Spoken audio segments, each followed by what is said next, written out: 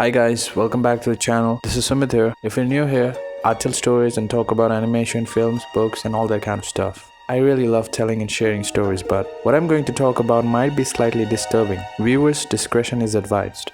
What comes to your mind when you hear the word horror? Ghosts? Psychopaths? What else? Well, I recently watched Us. Not as great as Get Out, but it surely is horrifying.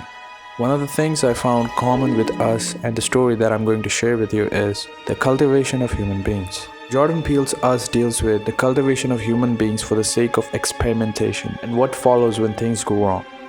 Things happen in that movie, but let's step it up a notch. What if you were cultivated and raised only to be eaten? Eaten by whom or what? Now that's some shit. Enter the promised Neverland. Here's the premise. Life at Gracefield House has been good for Emma and her fellow orphans, while the daily studying and the exams they have to take are tough. Their loving caretaker provides them with delicious foods and plenty of playtime, but perhaps not everything is as it seems. Emma, Norman and Ray are the brightest kids at the Gracefield House orphanage, and under the care of the woman they refer to as Mom, all the kids have enjoyed a comfortable life, good food, clean clothes, and the perfect environment to learn. What more could an orphan ask for? One day though, Emma and Norman uncovered the dark truth of the outside world they are forbidden from seeing. So what did they find out? They found out that all this time they were being raised only to be eaten by demons.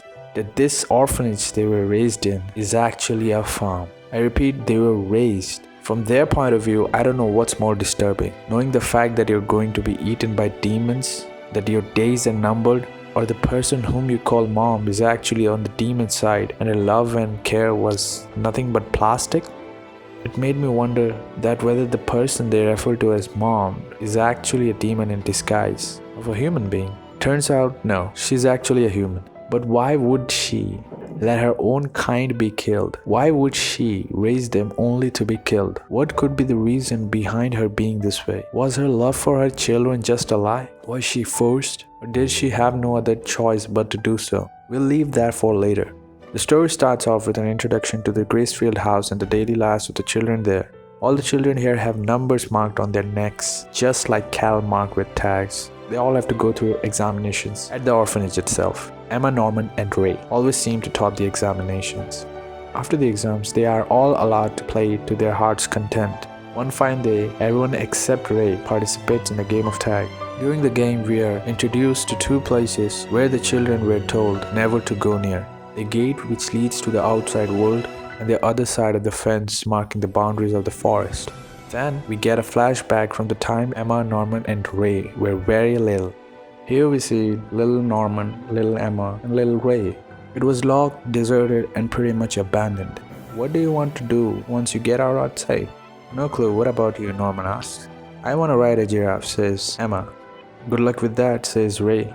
I don't think you can open these from this side, says Norman. Just what on earth are they protecting us from?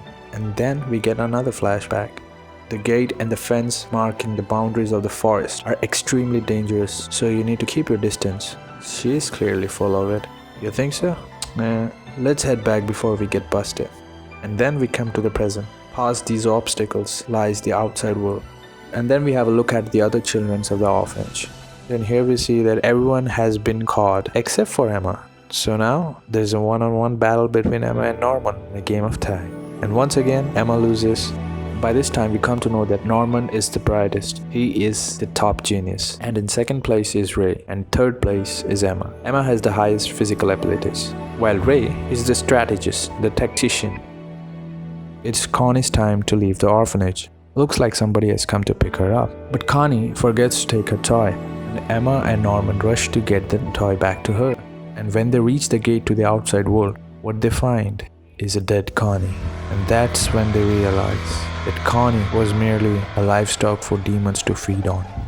It is revealed that Gracefield is one among the top farms which cultivates human and have precious merchandise, as what demons refer to them as. And this is the point in the story when the main goal of the protagonist is formed: to escape this hell. In the later chapters, we learn that Ray knew the truth all along. How? I'm not going to spoil that. Ray knew the truth and he had been devising a plan for him, Emma and Norman to escape. But the story again takes a turn when Emma decides that she won't be leaving without everyone else. After a lot of plot twists, the children escape, but some are left behind. I felt so relieved when they finally escaped. But the story doesn't end there. There's much more to it. Why I love this story is the genius of these 3 kids and how they plot to escape this farm. But more than that, it's a story of resilience, intellectual, human tenacity, friendship, revolt, fighting your way towards the light that's shining at the end of the tunnel. Throughout the story, you'll come across various checkpoints which will question your thinking and morality. Who all were left behind during the escape? The truth about the person they call mom. How did they escape? What demonic troubles they came across? Was escaping the orphanage really freedom? What troubles lie ahead? What's wrong with this world? All that's for you to find out in the promised Neverland. Hey, thank you guys for watching. You can buy the book on Amazon or read it for free online or watch the animated show online. I understand some of you guys might not be interested in going through the whole book or watching it online. And if you want me to tell you the entire story in an exciting short format, share this story as much as possible, and if it gets more than 450 views in 15 days, I'll start working on telling you this story. Once again, thank you guys for watching. Do subscribe, do like, do share, and see you guys in the next video. Peace.